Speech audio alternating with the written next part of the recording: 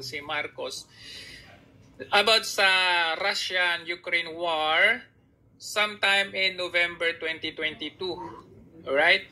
So just to take note, no, sometime in September 2022 yung unang punta ni Marcos sa US. Tama ba? Yeah. September? Di ba September 2022? Hindi pa siya nasulsulan ni matandang Biden. Tapos ang punta naman niya Biden. ng China ay January 2023. Okay, so itong video nito kung saan nagsasalita siya about sa Russia-Ukraine war ay November 2022. Just to Kauupo pa lang niya. Note on that. Pakinggan natin ang kanyang sinabi dito kasi parang budol talaga tong tao. Sinungaling. Our policy is based on the national interest and peace. And that's our guide. And I think that people understand this very well. Yet that the enemy to none, friend to all policies. Galing sa bibig niya yan. Galing, November 2022. Ibig sabihin, kauupo niya pa lang dyan. Still applies. And so that is, we are still trying to maintaining that. However, peace is, the war rather is unacceptable. War is unacceptable. All parties involved. There were several speeches that I made. All of them included urging that peace be brought back to Ukraine and that the confrontation be brought to the diplomatic space. Wala nang gulo at because budol talaga na wala nang gulo. Sinungaling, hindi budol. Sobrang sinungaling. May nagtanong bayanihan. Bayanihan Center. Saan yung nagtanong kanina? Yan ang sobrang sinungaling na presidenteng bangag. Daisy Twilight sa Kennedy Town po yun. Last na bus stop, bus number 10. Pinaka last na bus stop. Ayan. Shout out Anha Ruth. Ayan. Roy Acheta. Share ko lang itong vlog ni Jojo de Guzman muna. Kasi andito si Bangag nagsasalita. Sige, tuloy natin. Friends to none daw. Tuloy natin. War is unacceptable. Solely upon the Ukraine Russia. It was made even clearer here in APEC how the effects are so far-reaching and profound. And to the detriment of Garsky, Magnum TV, everyone in the world. Yan. Okay, so nakita natin yan na talagang I believe na yun naman talaga yung stand niya, no? Yung friend to all, enemy to no one, magmula noong kampanya hanggang doon sa first sa first una niyang punta first semester ng kanyang termino, no? Talagang biglang pag-shift or pag-iba nung kanyang decision nung siya po ay galing na sa US. Doon talaga biglang nag-sudden change sa kanyang foreign policy. Yes, so, correct. I don't know what really happened kasi I do believe even before nung Pangulo pa si Tatay Digong ay talagang nakakakitaan natin siya ng parang synchronized kung ano yung policy ni Tatay Digong, yun din yung kanyang policy. Kumbaga, believe na believe kay Tatay Digong, itong si Marcos. Kaya nga, medyo hindi mahirap sa atin or sa mga sumuporta kay Marcos, lalo na nung nakipagsanib si VP Sara, no, na suportahan siya. Kasi nga, yun yung kanyang bukang bibig. Kumbaga, ginamit niya yung laway ni Tatay Digong. At yun yung inilabas niyang laway din. Pero nung nakita na natin na merong parang sudden change doon sa kanyang policy nung pagkabalik na niya mula sa Amerika. Kasi 'di ba nakita niyo naman, no, ulitin natin nung panahon ng kampanya kaliwat kanan ang balita ng media na ito daw kapag nanalo daw itong si Marcos, he will be the first president na will never set foot or hindi makapunta sa Amerika. Lupa ng Amerika. Kaya nga. Alright? Paano si Duterte? Si Duterte, inimbita. Kaya lang ayaw niya. Diba? Pero, syempre, ang reference doon is hindi siya makakaapak ng Amerika dahil may kaso siya. So never na siya, magmula nung siya ay umalis ng American soil, hindi na siya nakabalik. Hindi na siya makapag-tourist doon kasi nga may kaso. Pero nung niyaya na siya ng Pangulong Biden, abay doon nag-iba ang kanyang policy. And titingnan natin, balikan nga natin itong si Clarita Carlos kasi tingnan ninyo, kung makatanong dito sa mga presidentiables nung panahon ng kampanya, ay nakakatakot. Ano yun? Nakakatakot na parang yung meron kang ito yung professor na kinakatakutan o katatakutan ng mga estudyante sa lahat ng mga professor. And as you can see dito sa tanong ni Carlos dito kay Marcos nung time na to, kabadong-kabado pati yung sagot. Parang yung kanta ni Willie Rebellion yun na dubididap, dubidubidap-dap, dubidubidap-dap. Parang ganun siya palagi. Nagrarap na hindi mo maintindihan. Pakinggan natin. Courage. As long as it is very clear to us what is the advantage to the Philippines. What the professor just mentioned was she spoke about the great powers trying to carve out spheres of influence. I reject that model that I believe pansin ninyo, nanginginig? No longer applies in the geopolitics of the modern world. The old Cold War thinking. We have old Cold War thinking. And so it really would depend on what is inside, or what those agreements say that the Philippines is what will be doing and what those other partners of ours will be doing for the Philippines. And once again, because we shouldn't think of the old Cold War system, we should paulit-ulit. Of the fine line parang umiikot-ikot ka lang. In our old Cold War policy decisions. Oras na, oy. But if salita pa, ikot-ikot lang. Wala akong naintindihan doon sa sagot niya. Kaya nga. Naintindihan ko pa tong sagot ni Abelia. Wala din akong naintindihan. This proposal. We're not being friends with anybody. We can have trade. Mabuti pa ito ang nananalo kaysa kay Bangag. Ito sana ang naging presidente ngayon. Okay, just to give you, lay you down the context dito. Nakakagigil. Ang tanong kasi nitong si Professor Clarita Carlos, about doon sa Quad. Okay? Like, what does the Quad composed of? So, yung Quad is US, India, Japan, at Australia. So, Quad, 4 yun, no? So, parang ang tanong dito ni Clarita Carlos, ano yung policy ninyo dito? Especially that meron tayong parang mutual defense treaty or meron tayong treaty with the Quads, parang ganon. Will you go away from the Quads or will you align yourself with the Quad? Kasi parang ang gusto ditong si Clarita Carlos, kahit hindi niya sabihin, parang dapat maging align tayo sa Quad, parang ganon. So dito, ang sagot ni Marcos yung friend to all, enemy to no one nga, no? Which is, ganun din naman, hindi ko maintindihan kahit magsalita siya, hindi ko maintindihan. Pero mas naintindihan ko pa itong sinabi ni Ernie Abelia, tingnan mo. Kaya nga.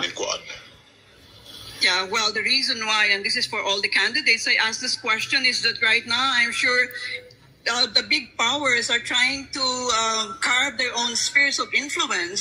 And because we've always been within the sphere of influence of the United States of America, the Quad is simply an extension of this proposed collective security arrangement. On the other hand, we can always be sure that Mabuti they will pa always siguro stand ito for kapag us. ito ang nananalo. Tama, sinabi niya. Diba?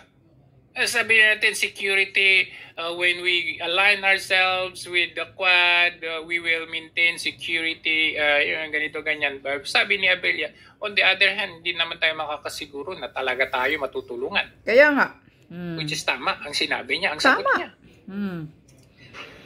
Oh, okay. Well, of course, nobody can answer that question. Okay, yan lang ang papakita ko lang. Dahil yung, hindi ko talaga malunok kapag maririnig ko yung sinasabi ni Marcos Jr. noong kauupo niya pa lang, na we are friends to all and enemy to none. Ngayon, sisingilin kita dyan sa kasinungalingang pambubudol mo, BBM Marcos Jr., sa salita mong yan. O ngayon, bakit panay ka nang nagsasabi sa mga military na be ready for war? Nasaan na yung salita mong friends to all, enemy to none? Wala ka talagang panindigan, Marcos Jr. Yan ang masabi ko, isa kang sinungaling, pinakasinungaling na presidente. Yan ang ginagawa mo lang noon. Sinasabi mo, napakagaling mong magsalita noong panahon ng kampanya para ka ibuto ng taong bayan dahil alam mo na galit at sukang-suka na ang taong bayan sa pamilya mo noon. Kaya ang galing-galing mo magsalita nang hindi ka pa nakaupo, na kupal ka. Ngayon, wala ka ng panindigan, kaya nga sabi ni Harry Roque, balintong agad ang utak mo nang nakapunta ka na sa Amerika. Ano ba ang dealing ninyo ni Biden? Dahil nga, hindi ka naman makapunta na sa Amerika eh. Dahil may kaso kang nilayasan doon, lumayas ka doon sa Amerika. Nagtago ka kasi may kaso ka. Grabe yung kaso mo doon na mabigat. Pero nang nananalo ka na naging presidente, na imbitahan ka na ni Lulu Biden simula, dyan ka nagsimulang nagbago yung utak mo.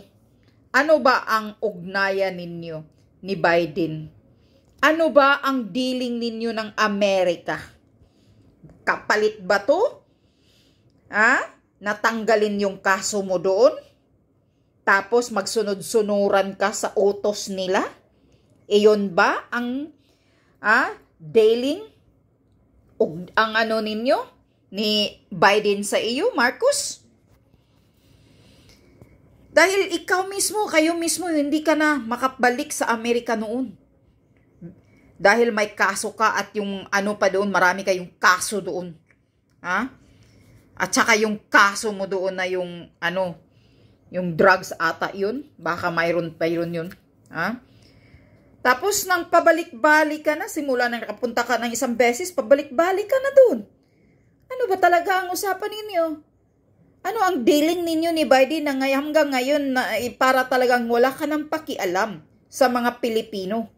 Wala ka ng pakialam sa taong bayan na we don't need war. We don't want war. Walang mananalo sa putang inang war na yan, Marcos Jr. Sana nga, pag mag-declared ka ng war, walang sumusunod sa declared mo. Ikaw ang hihilain ng mga military at ikaw ang ipapain sa gera. Nayo pa kayo. Katulad ngayon, katulad ng Ukraine. Anong nangyayari sa Ukraine ngayon? Parang impyerno yung bansa niya. Maganda ba yan? Maganda ba yan sa mga kinabukasan ng mga kabataan? Maganda ba yan sa economy kung magkaroon ng gera? Hindi. Kaya yun ang sinasabi namin na ayaw namin ng gulo. Dahil nasisira lahat. Siguro maraming mababaliw sa takot. Mawawala na ng value ang pera natin. Babagsak ang economy. Ngayon nga, na wala pa ang gera, Marcos Jr. Makikinig ka naman sa busis ng mga mahihirap. Makikinig ka naman sa mga busis ng mga ordinaryong tao na nasa laylayan. Sumisigaw na sila sa gutom. Walang trabaho. Mahal ang mga bilihin na hindi na nila kaya. Magkano lang yung araw-araw nila na income. Kulang pa sa isang araw nilang kakainin yung minimum wage nila na sahod. Bawat araw. Bakit patuloy ka na usap sa mga iba't ibang bansa? Yan ba ang nagpapapanalo sa iyo? Mga taga-ibang bansa? Bakit in-entertain mo yung Amerika, Ukraine ngayon? Nagpasulsul ka na naman sa Zelensky actor na yan. Ha? Na iba ang katotohanan, magkaparehas kayo sinungaling, mga budol? Ha? Bakit iyan ang inaatupag mo? Alam mo ba? O magkano na namang nagastos na pera sa pira ng mga taxpayer ng pag-ano mo? Ha? Pagsulsul sa'yo na bumili ka ng ganitong mga launcher, bumili ka ng ganitong mga armas or ano ba dyan na para pang gagamitin sa gera. Ha? Iyan ang pakay, ang gusto ng Amerika na magsulsul sila katulad ng pagsulsul nila doon sa Ukraine. Sila number 1 nagsulsul kay Zelensky na makipaggera, wag magpatalo sa Russia dahil bagsak nga ang economy ng Amerika. Gusto nila na ang mga bansa magkaroon ng gera dahil yan ang main income nila sa mga armas. Diyan sila kikita. Diyan sila kikita ng malaki pag mayroong gera. Yan ang pakay ng mga Americans. Bakit ka nagpasulsul sa mga ganitong hinayupak na demonyong ito? Ang ganda ng salita mo noon, friends to none, enemy to friends to all, enemy to none. And war is unacceptable. Isaksak mo yan sa bangag mo na utak, Marcos Jr., yung sinabi mo noon ay nayupak ka, na sabi mo war is unacceptable. Bakit ngayon nag-iba ang tono mong demonyo ka? Bakit ngayon nakikinig ka dyan sa mga sulsol na mga iba't ibang bansa na tumindig tayo, panindigan natin. Yang hinayupak na dagat na yan, hindi lang tayo ang claimant na yan. 7 bansa ang nagkiklaim dyan, hindi lang tayo. Bakit ikaw ang nag-a-aggressive dyan? At pinapalala nyo ang gulo dahil yan ang solsol ng Amerika sa inyo. Ang akala ninyo matatakot ang China. Hindi takot ang China, kupal. Kung magkagera halimbawa, sino ang kawawa? Ikaw ba, Marcos Jr.? Iiskapo ka rin. Buong angkan mo, iiskapo din kayo pag magkagera. Sino ang kawawa? Ang mga military natin, mga navy, or ano pa, ang kami, ang taong bayan, ang mamamatay dyan. Hindi ikaw hinayupak ka. Kaya tama itong sinasabi ni Professor Laurel, na dapat na talagang tanggalin ang Marcos dyan bago pa sapitin natin itong gulo. Yan ang katotohanan. Sipain na yung hinayupak na yan, hilain na natin yan bago pa natin sapiin na mag-declare ng war, yung bangag niyang utak na pawindang-windang, walang panindigan, walang prinsipyong presidente. Pinapahamak na tayong lahat. Nung nakaraang araw, ano na naman ang bit-bit ng galing sa Singapore, ang barko na yan?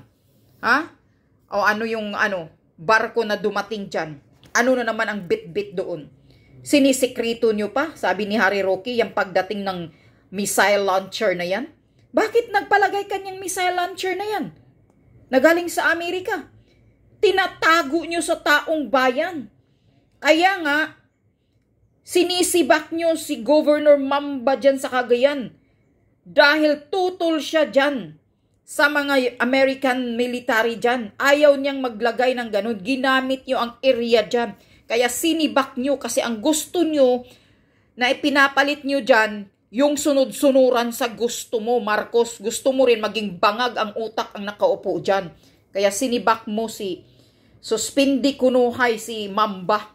Iyon ay tuloy na yata ang suspindi niya. Hindi na yata nakabalik si Governor Mamba. Dahil tumututol talaga siya. Ayaw niya na maglagay, gamitin ng Cagayan ngayon ng IDCA site niya dyan. At dyan naglalagay ng maraming mga Americans. Maganda ba yan sa mga tao? Yan ba ang hinihiling namin? Kaya ka namin binoto, Marcos Jr.? Yan ba ang gusto namin sa iyo? Kaya ka na nanalo naging presidente? Tang-ina ka. Binoto ka ng taong bayan dahil ang galing ng mga salita mo noon. Ang ganda kang magsalita. Ngayon, pinapatay mo, pinapahirapan mo, hindi ka nga makapagsalita sa korupsyon na left and right na. Pati yung PhilHealth na 90 billion ng PhilHealth nilipat nyo sa national budget. Bakit? Dahil sinabi daw yan ni utos ni Butod na ilipat sa Malacanang yung pera budget ng PhilHealth. Iyon ba yun? Sino ang kawawa? Kawawa ang mga mahihirap. Walang benepisyo nagbabayad ng PhilHealth buwan-buwan. Walang benepisyong makukuha dahil binubulsa ninyo, nilulustay nyo na ang pera ng para gagamitin sa kukunin, ikiklaim ng mga mahihirap. Ngayon, napatunayan. 90 billion, malaki yung pera ng PhilHealth, pundo ng PhilHealth, pero napakalaki pa pala ng mga utang sa mga hospital na hindi binabayaran ng PhilHealth. Tingnan nyo. Kaya yun, ganito ang Marcos administration. Talamak na korupsyon, mga kawatan. Kayo, mga putang ina ninyo. Sana mamamatay kayo una.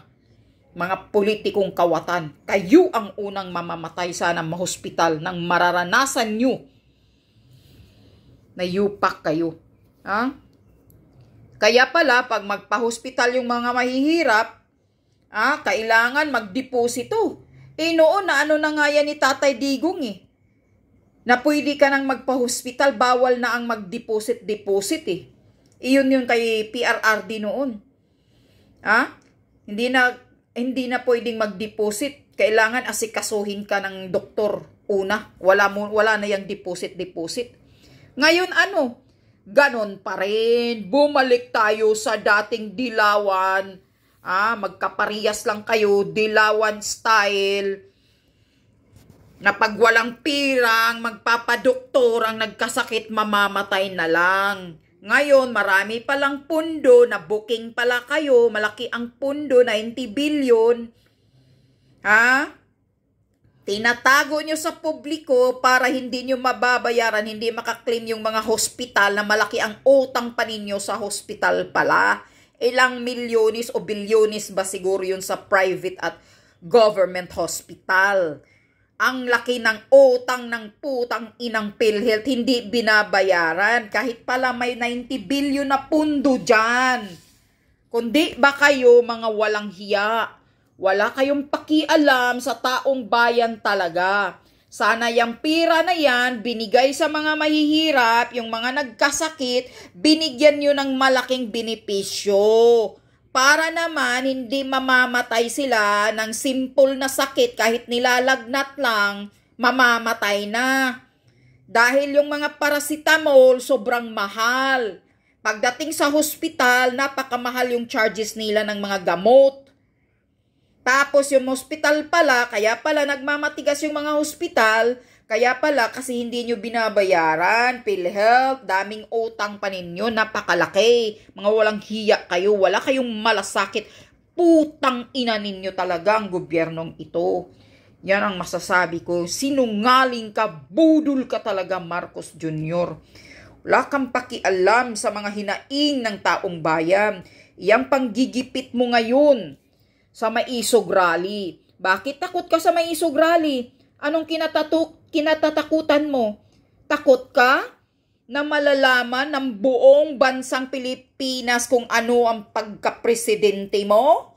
At saka yung asawa mong, sabi pa ni Maharlika, Lisa Marcos, sabi ni Maharlika yan, Lisa Marcos, isang smugglers, kasabwat ng mga sindikatong smuggler, mafia, kidnapper daw. Noon, si Lisa Marcos daw ang nagmanipula sa pagkidnap ng mga kabataan dyan sa Turkey. Tapos kinakasuhan yung ina ng mga kaso na wala namang katuturan. Kasi ang gusto niya para makabalik yung nanay at gurgurin daw. Yun ang sabi ni Maharlika. Isa kang kidnapper, Lisa Marcos, kasabwat mo si TD Boy Locsin, yung DFE daw, asawa ni TD Boy Locsin, isang proof na yan, yung mga video ninyong kontakan ninyo. At kasabwat yung mga isap, ano ba ang mandato ni Lisa Marcos? Na makapag-utos ng isa pagpunta ng Turkey para kidnapin daw yung mga bata doon na walang kamuang-muang. Grabing trauma ng mga bata na yon sa pagkidnap kasabay ni Francis Chua, yung ama din na walang pakialam sa nararamdaman ng mga anak niya. Demonyo kang ama, Francis Chua. Yun. Nakipagsabwatan ka sa mga demonyong halal ang mga kaluluwa. Pakidnap mo yung anak mo, alam mo ba kung ano ang trauma na nararanasan ng mga bata pag kinikidnap? Nilalayo mo sa ina? Dahil nga daw, gusto nila talaga yung nanay ang gurgurin. Yun ang pasabog ni Maharlika. Ngayon, taong bayan, magbibingi-bingian, magbubulag-bulagan pa ba kayo kung anong klaseng administrasyon, anong klaseng presidente kayo mayroon dyan sa Pilipinas, pati ang asawa niyang, sabi pa ni Maharlika, kasabwat daw ng lahat ng mga kademonyuhan. Yan ang nagpapahirap sa inyo, yung asawang si Lisa Marcos. Dahil daw yan, si Lisa Marcos daw, ang tagasulsol, ang sangsangan lang daw ng pulburon si Bangag para siya ang nagpapatakbo ng Pilipinas. Si Lisa Marcos daw ang nagpapatakbo ng Pilipinas ngayon. Kaya nagkaganito ang sitwasyon natin. At ito ding Bangag, walang sariling prinsipyo, uto-uto, nagpasulsul, nagpadikta. Ayan, halata naman. Ngayon, nagpasulsul sa Amerika. Sinalang na tayo sa gera. Kaya dapat talaga dito hilain itong hinayupak na to. Hilain na talaga itong Marcos na to. Kailangan tanggalin na talaga to. Hindi na yan pwede. Ang daming binaviolate niya na batas. Yung pagsikil sa karapatan nating pananalita. Ang freedom natin, nawala na tayo ng freedom. Ano, demokrasya pa ba ito? Hindi na demokrasya yung sinusunod ng hinayupak na Marcos na to. Secret martial law without declaring martial law. Ano pa yung ano niya? Yung pagbabawal niya na sa mga rally-rally. Pero yung mga NPA dyan na nagrarally-rally, okay naman. Hindi naman niya binabawalan yung mga rallyistang mga terorista. Bakit? Kasi magkasabwat na nga daw sila Yung mga teroristang nasa gobyerno. Tulad ng Gabriela, Teachers Act, ganyan. Yun ang mga pasabog nila ngayon. Kaya ano pang maaasahan natin taong bayan ng Pilipinas ngayon pag mamanatilit kayong magpabingi-bingian? Pag magpapatuloy kayo, ayaw nyong mag-speak up, ayaw nyong tumindig, ayaw nyong makipag-isa, sarili nyo lang iniisip ninyo, di magtitiis kayo hanggang pagkatapos nito ng 6 terms ni Marcos. Ewan ko lang kung matatapos niya ang 6 year niya. Ang 1 term niya, 6 years pala, hindi 6 terms. Kung hindi mababaliktad ang utak na hindi siya mag-declare ng giyera. Kasi ngayon pa nga lang, nakaraang buwan, panay niyang sinasabi na mag-ready to war, maayos ba yan? Ayan, nagpadikta na naman sa isang Ukrainian Zelensky na sinungaling din. Ang salita niya dyan sa interview ng GME, iba. Pero ang ganda-ganda daw, kinakausap siya actually daw ni Putin noon bago magsimula ang giyera. Kinakausap siya ni Putin na wag siyang makikinig, magpasulsol sa Amerika at sa ibang, yung sa Europe, sa NATO. Dahil nga may balak siya sa Ukraine. Ayaw ni Putin, ang gusto ni Putin magkaisa sila, Ukraine at Russia. Pero nakikinig siya. Nagpapapasok siya doon sa NATO. Kaya dyan nagalit si Putin.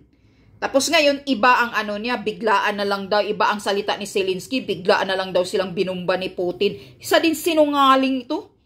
Sinungaling din itong aktor na to. Talagang aktor ka. Aktor naging presidente, katulad ka ni BBM. Bangag, naging presidente. Mga undergrad. Mga gago kayo Ngayon, sino ang kawawa? Zelensky. Ikaw ba? Ngayon, nagpalipad-lipad ka, umiiskapo ka. Sino ang kawawa? Kawawa ang mga tao mo, mga tauhan mo doon na ngamatay na. Ikaw nasaan? Andito ka na naman sa Pilipinas para magsolsol kay Marcos? Sinungaling ka. Ang galing ng ni Putin sa iyo, pakikisama ni Putin sa iyo na huwag kang magpasolsol. 'Yun ang sabi ni Putin sa iyo. Huwag kang magpasolsol sa NATO at kung ano-anong mga bansa doon. Dahil nga magkaisa lang sila. Pero hindi ka nakikinig kay Putin, nakikinig ka sa Amerika. Tulad ngayon ang ginagawa ni Bangag Junior, nakikinig na naman sa Amerika. Kaya tayo ang mapapahamak, kami ang mapapahamak, ang taong bayan at ang bansa at ang kinabukasan ng Pilipinas. Pag magkagira, magiging Ukraine ang Pilipinas sa susunod. Maganda ba yan? Sige, salaminan nyo. Tingnan nyo anong nangyayari ng Ukraine ngayon. Mismo sariling mga tauhan ng Ukraine nagsilayasan na. Walang-wala na ang Ukraine. Walang tubig, walang ilaw. Ilang taon na ng gira yan. 2 taon ng gera o 3 taon na ba yung gira ng Ukraine dyan. Tapos anong sabi niya? Magpapatulong si Zelensky ng mga doctors na gagamot sa mga mental doon sa military. Naku. Habang nandoon kayo, kung sino man yung mga Pilipinong gustong pupunta doon, sige. Kukunin nyo muna yung 1 taon ninyong salary. I-enjoy nyo muna dito sa Pilipinas, yung sahod ninyo. Bago kayo pupunta ng Ukraine kung gusto nyo magtrabaho doon. Kasi siguradong hindi na kayo makabalik na buhay. Tuloy-tuloy pa yung pagbumba ng doon ng Russia. Kala nyo? Salaminan nyo na lang yung Ukraine. Kapag mangyayari yung gira dito sa Pilipinas, salaminan nyo muna yung Ukraine. Kayo mga military, titingnan nyo muna. Kapag makipaggera kayo, susunod kayo sa utos ni Bangag na makipaggera.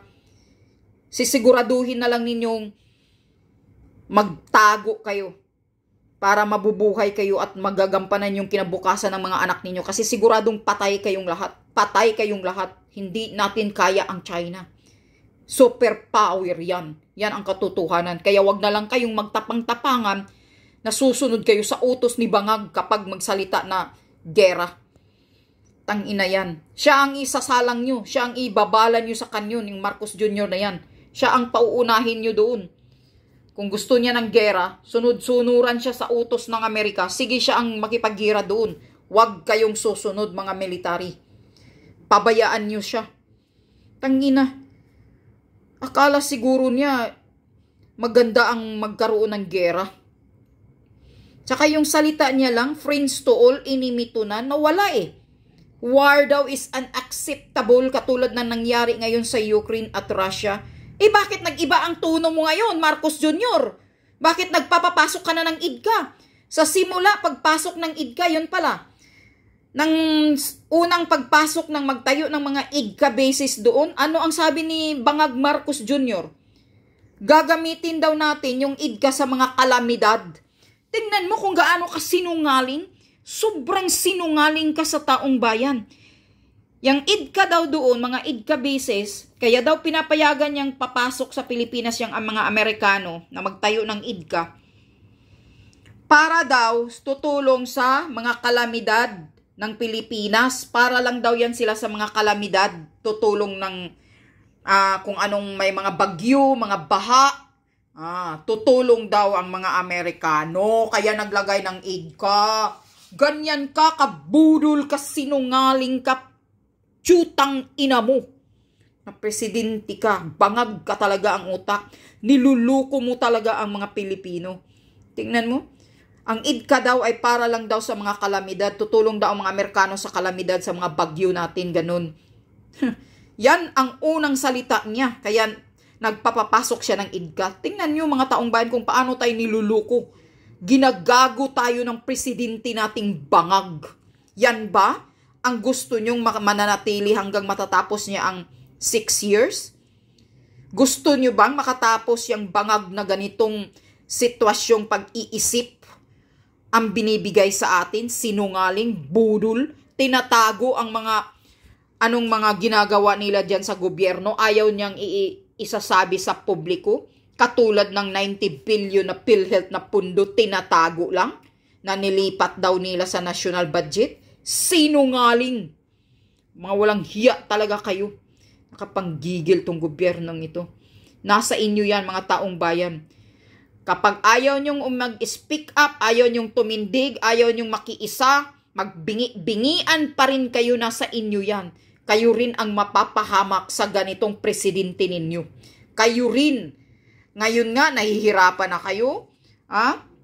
Hindi na kayo makakain. Hirap na kayong makabili ng maayos na pagkain dahil sobrang mahal. Pero ang mga Congress, ang mga senador, ang mga politikong kawatan, nagpakasasa sa nakaw sa pera ng taong bayan. Tawang-tawa sila sa inyo, pinagtatawanan lang kayo, ginagamit lang kayo para iboto ninyo sila na mahihirap, tutulong, ayuda, kunyari.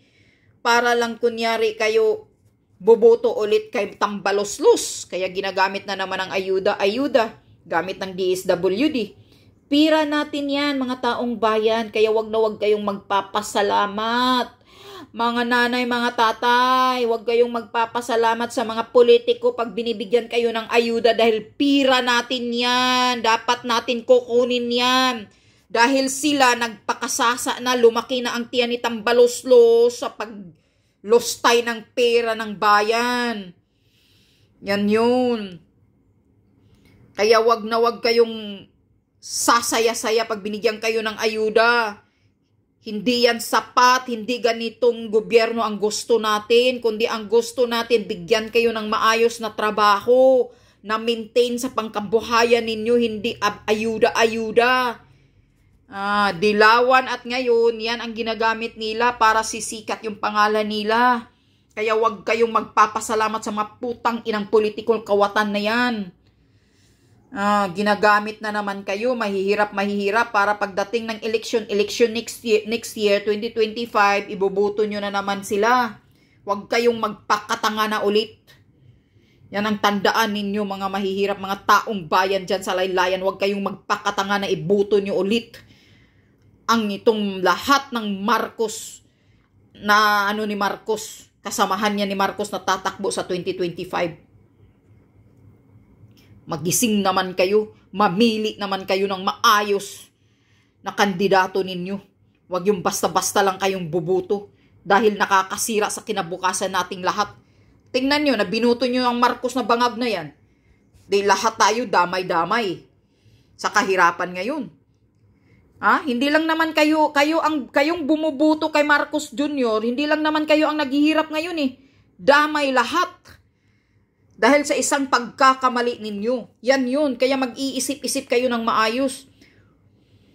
Hindi popular ang natin. Kailangan ibuto natin ngayon sa susunod yung galing sa hirap. Yun ang ibubuto natin dahil takot magkurakot yan. Hindi kawatan yan. Nararamdaman niya ang hirap ng buhay. Baka kayo pa ang iprioridad yan. Yung mga mahihirap pa ang iprioridad pag ang galing sa hirap na kandidato ang iboboto ninyo. Yan ang iisipin ninyo. Ngayon talagang windang isang pagkakamali na lang sa pagkamand ni Marcos. Gera na ang Pilipinas. Gusto nyo ba yun na mangyayaring ganito? O ayan pa, tumatanggap ng mga refugees. Refugees na galing sa Ukraine. Sabi pa ni DOJ Remulla, siguraduhin daw nilang maprotektahan nila yung mga refugees na mga galing sa Ukraine. Hindi mo nga naprotektahan ang sarili mong tauhan, mga Pilipino. Remulla, naprotektahan mo ba? Hanggang ngayon, yung mga nawawalang sabungero, hanggang ngayon, wala pang hustisya. Galing nyo, mga hipokrito talaga kayong gobyerno kayo. Kumplito na itong gobyerno ngayon ni Marcos Jr. Kumplito. Hipokrito, kawatan, nandyan lahat. Kumplito. Mga walang awa, mga walang hiya. Protektahan daw nila lang mga Ukrainian mga refugees. Sariling Pilipino, hindi nyo nga naprotektahan. Daming patayan. Araw-araw ilan kaya ang namamatay, mga basta-basta na lang binabaril, druga, napakalala, nasa kalsada na yung mga kabataang nagsusuyop ng rugby, Hindi nga hinihuli. Tangina talaga. Nakakagigil talaga itong gobyernong ito. Walang pakialam tong gobyernong ito. Walang malasakit sa inyo. Nakikita nyo na yan ngayon. Kahit mamamatay kayo sa gutom, wala silang pakialam. Dahil basta sila, ginagamit lang kayo, basta sila nagpakasasa sa nakaw ng pera natin. Pera ng mga taxpayer. Yun. Kaya magtiis-tiis kayo kung ayaw nyong makiisa, ayaw nyong tumindig, ayaw nyong lumabas ng bahay ninyo, makasarili lang kayo, kahit naghihirap kayo, tiisin nyo ang kahirapan. Dahil tayo lang, taong bayan, ang makapagpapatalsik sa gobyernong mga abusado sa mga mamamayang Pilipino. Yun lang yun. Tayo lang. Mas malakas tayo kaysa kanila. Binuto lang natin sila. Pinaupo natin sila. Pero tayo ang inaabuso ng mga binubuto ninyo. Yan ang kawalang hiyaang talagang demonyong pag-iisip.